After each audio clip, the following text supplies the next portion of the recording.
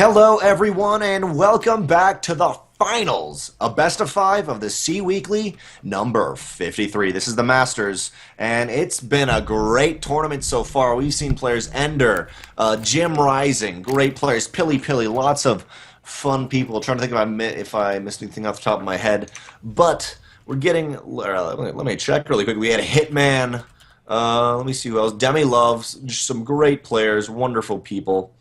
And this is the finals, and the first game of the finals, we have in the top, in the top right-hand corner of Expedition Lost, representing Root Gaming. It is the Red Terran, iaguz. And down the bottom left-hand corner here, spawning in as the green Protoss Terra from Team Extreme Supremacy.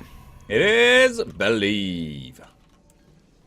And you got it. I'm proud of you. I'm proud of you, Trigonal. I got it there. I faltered for a second, but I pulled it back. But no, I know. I heard that. As a caster, I know that you're like, what? I got it. Yeah, and but you don't quite.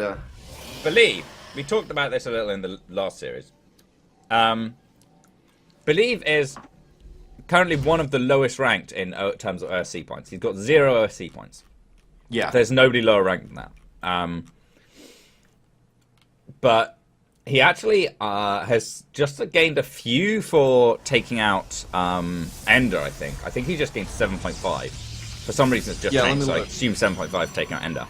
And the loot... I think he should get 40. Oh, wait. And he'll get more as well. I think you said he'll get 50 just for being in the final. Even if he loses it, he'll go up to...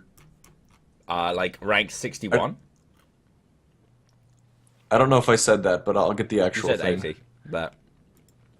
Oh, 80 is for second place. Yeah, so he'll go up to 51, even if he 61st rank, even if he loses this. So it's a pretty big deal being in the final for him. iaguz, of course, and he'll get ranked. Since he was below rank 16, he also gets 5 points per win, I think. Oh, nice. And so that's like another 20 points. It's pretty cool. Or I like yeah. I like the system. Anyone ranked below 16th beats someone in top 16, 5 OSC points. So if that counts as before him getting the points, I don't know how it all works out, but basically he's getting a decent amount of points and putting him up probably into the top 25.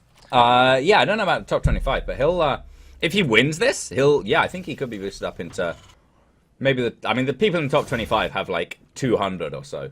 So yeah, well he'll get probably like 70 or he'll get at least 100. We're just gonna say that he'll probably get like 100 points.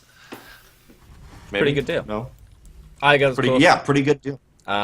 Is set to overtake Huck if he wins, and overtake Pig and NXZ if he loses. So yeah, either way, both players are working their way well up into the rankings on these OSC points, and of course there's money on the line. With a $50 difference between first and second place. Although they have guaranteed some money, they want more. And Believe is going to try and secure that. Secure it with his robotics facility. Yeah. And I'd just like to point out Ender, who was knocked out by Believe. Believe knocked out Ender was number one with like 11,000 OSC points. Or sorry, 1,100 OSC points.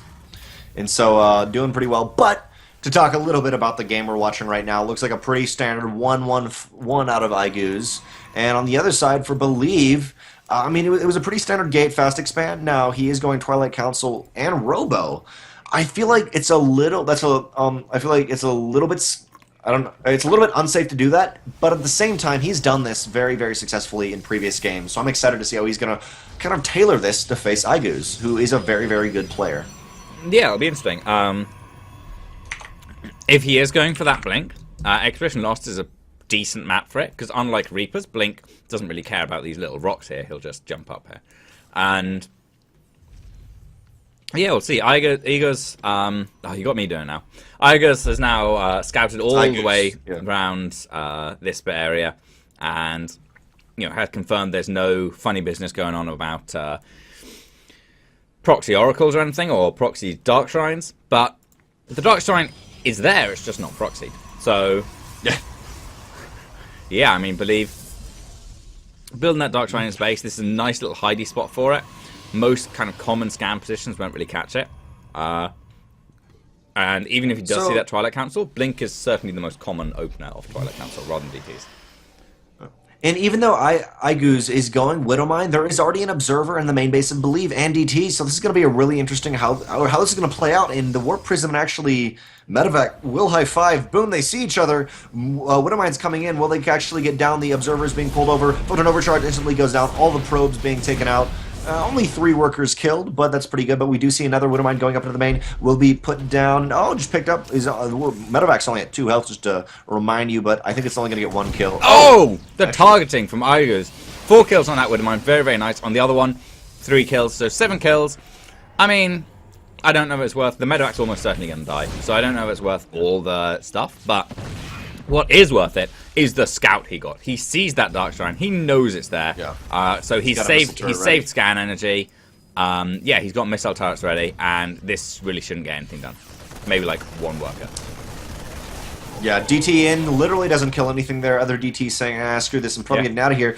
It was kind of posturing. He's trying to get as much scouting as he can without being in the space of that missile turret. Oh. This Warp Prism probably wants to get out of the way, but the DT will go down into the natural base, but there it's going to be fine. Actually, why would you pull SCVs? I feel like he'd probably lose less by pulling SCVs. Probably.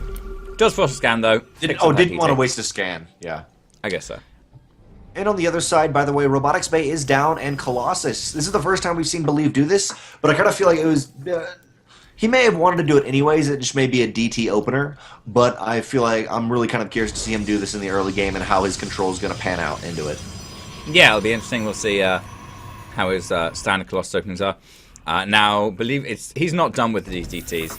Warp Prism coming in with another DT inside it is going to try and drop that down, but iaguz actually has a Raven now, so I really don't think this is going to get anything done. Again. Yeah. Raven's pretty much the end of the DTs, and maybe later game if they're out in the middle of the map and the Raven somehow isn't there, you can mix in a few DTs, but I don't know if it's the best idea. But because of that, he's now putting down Double Forge, and yeah, that's decent for his turn, but he's sacrificed a lot into his tech currently and has very few units. He's only got a Colossus and a couple of Stalkers, and actually putting sentries is very gas heavy, especially with 1-1 coming out. And on the other side for iaguz, also 1-1. This is going to be interesting to kind of see which player is going to move out first. I feel like probably iaguz just to be able to defend his third. But then again, for Believe, I mean, he could do some pretty cool stuff, but he cannot overextend with this force. He does not have enough meat shield with his Colossus army. Absolutely not just yet. The sentries that he's loved so much in his PvZ are there to kind of help. They're not exactly a meat shield, but the force field keeps things off. Or just the gateway shield. You need to have Colossus. You can't just have 50 Colossus. Yeah, well, I mean, if you have 50 actually. Colossus, maybe you can. But actually, as I say that, yeah, you probably could have 50. But unfortunately, that's not a really realistic proposition for 12 minutes into the game. But I tell you what is, and that's moving out with a whole bunch of bio, a Raven, and Stimmen +1. Stimmen win, man. Yeah, Stimmen win. We'll Blink see. is finishing though. 1-1 not for Believe though. That's a little gamer Richie right there. Stimmen win. Shout out there to our main Terran man. And iaguz going to move up here. He's going to take the high ground up in the third base, get that cancelled, and then what? It just backs off. Happy with his work. He's supply cap Believe. He's stopped the third base going up, and yeah, Believe isn't going to be able to do much about that for a little while yet. iaguz now throwing down his startport's finished up, throwing down some Vikings, starting the counter to these Colossi, and he should put him in pretty good stead. Believe will want to be moving towards Templar at some point after he gets his third base, but having gone Double Forge, I think he wants to stick on Colossi for a little while. Otherwise, his attack upgrades will be largely wasted. The entire army of iaguz has been pulled out of position trying to take down this Warp Prism, and nothing even gets a shot off. But the third base is down, and surprisingly enough, Believe is not spotted at third base. While his third base is continually being denied, third base of Believe is actually completely up in tons of Mua's land. This is when the income is skyrocketing, 500 more minerals a minute, and that's going to help his bio army so much because he does have 2 reactors on these barracks. He's going to be able to produce so many Marines, and I'd really love to see him try to cancel this third again, especially with the army of Believe is kind of split up. I'd like to see a little bit more map control out of iaguz to notice this. I know it's kind of hard since you don't have invisible units, but he's in a nice position. He does take out that Warp Prism. Yeah, and the DT inside it with little slim forwards. And now he's going to move towards this third base. This time, though, Believe actually has 3 Colossi on high ground, another one shortly joining them. And with these 2 sentries, if they get good force fields on this ramp, definitely a ramp you can pick off with 2 force fields, and the Colossi shouldn't have too much trouble cleaning up. But he actually lets him get up onto the high ground here. So that's going to be a tough. 2-point defense drones aren't actually going to do much. There's very little here. The Stalkers now coming in. They're now going to soak up their shots as the Vikings get to work on these Colossi. But the Colossi have already done so much damage, annihilating iaguz's army. And now the rest of it is just going to fall if these Marauders hurtle towards the Colossi. Yeah. The rest of them, the army takes them out. Oh! Big Widowmine hits actually clear up all the Stalkers, and these Vikings, they cannot attack the third base because of the photon overcharge, but he's got to be very, very careful. One of these Colossus is only on 3 health. For a while there, I really thought that battle was going to go to Believe. Why don't you sorry, I thought it was going to go to iaguz, but it really ended up not quite doing that. I feel like there wasn't a big upgrade advantage, and there was even a point defense drone down. I feel like his army was too clumped up. What do you think? Or iaguz's army? Yeah, I think so. I mean, it was a difficult fight position that he took, going up the ramp and then fighting through the Nexus. Meant that Believe kind of pulled back a little bit and was sitting here, whereas iaguz just had his army with this section able to fight, and he couldn't fight through that Nexus, stand in this area. So it was a little tough for him. Nice kind of positioning out, I believe. And yeah, the Colossi were there. Plus, at least +1 was done for Believe as well, whereas iaguz had just been sitting on +1 attack. So he had a little bit of an upgrade much as well, which helps out. Yeah, it's like, and he is going double forge. He's not chrono boosting anything out of it at the moment. Or actually, he was chrono boosting it a second ago, but he does have that possibility to get really quick too. And he is at 2-2, while iaguz is still only at 0-1. This is going to be decimating even without these Colossus. There's a lot of Vikings, but with the amount of Stalkers, I'm really scared for iaguz. And it's really going to come down to the positioning and how this is going to happen. Maybe a drop into the main, maybe a push into the main through these rocks, but there is that obs right there. Yeah, I mean, wherever he chooses to do, Believe is going to know about it. We'll just have to see what that is, because at the minute everyone in this game lost 5 Stalkers in a Widowmine hit. 5? Really? Yeah, no, it was 2 or 3 Widowmine hits, but they're all on the ramp. That's pretty bad. But yeah, I like the couple DTs mixed in. This is what I was talking about. Late game, there is a Raven, but those DTs do have a chance to do a lot of damage when your opponent doesn't quite realize it. And then you hear the ominous sound, though. But right now, this is a nice position for iaguz. The point defender is going down as well, and this time there's a lot of Vikings for them to be defending. Hallucination. And Hallucinated Colossus is going to absorb a few shots, but the rest of these Colossus, they have to walk straight into the Viking fire to actually get any damage done. And iaguz, he's on the high ground. He has the defender advantage inside Believe's main, and he's actually just going to focus down this Nexus and then go straight into the main base. Lift up and get on out of there. Out.